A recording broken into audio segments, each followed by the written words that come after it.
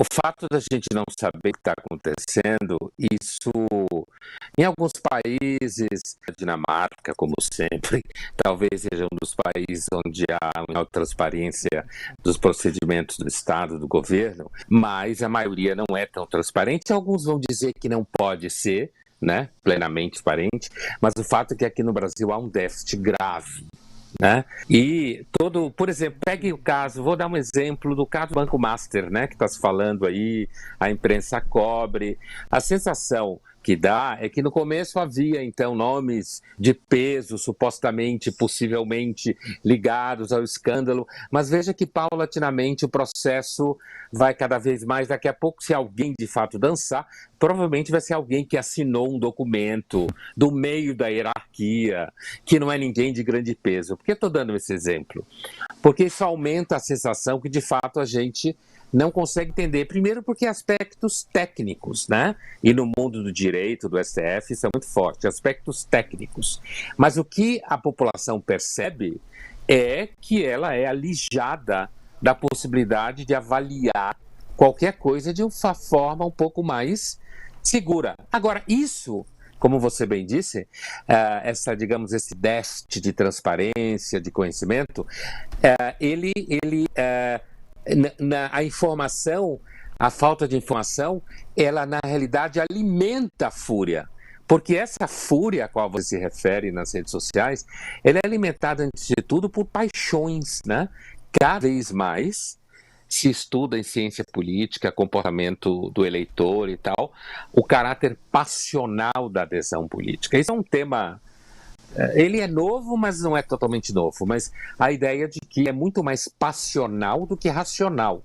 Então, mesmo quando chega alguma informação, essa informação chega sempre enviesada. E nas redes sociais isso é impressionante, né? Alguém consegue torcer as coisas para um lado ou para o outro. Agora, tem um fator outro também aqui no Brasil que eu acho importante pontuar. Quando se viveu aquela onda da Lava Jato, né? E depois a Lava Jato bateu das pedras por conta dos procedimentos errados que vieram à tona e não sei o que, a gente sabe disso.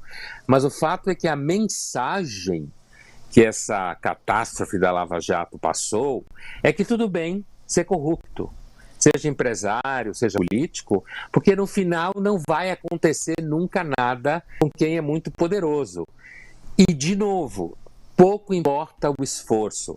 As pessoas aderem nas redes sociais de forma passional, movida por ressentimento, por ódio. A gente já teve a chance de discutir isso aqui há algum tempo atrás. E, portanto, é isso que move essa polarização e esse engajamento ao qual você se referiu. É evidente que a falta de informação atrapalha quem não está movido por paixões, né? A gente fica um pouco assim na sensação de que no final das contas tudo vira pizza. Como é o sentimento em relação a essa história do Banco Master? Como dizia o Felipe, é meu dinheiro, seu dinheiro, o dinheiro de todo mundo que está no mercado financeiro, certo?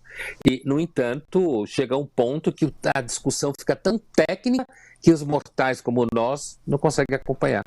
E André, talvez dê para a gente fazer uma ponte com o objetivo do que seria hoje o comentário. A gente tem espaço aqui para fazer, que é o sigilo dá a entender que há o segredo nos leva a entender que há uma omissão, nos faz pensar numa mentira. É mais ou menos esse o encadeamento.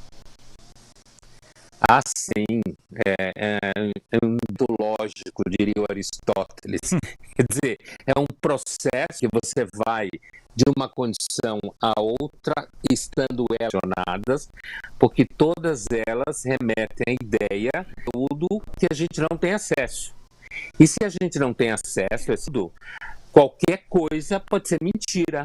E essa mentira será avaliada como mentira ou como verdade a partir do viés passional que a maior parte das pessoas recebe, eleitoral, né?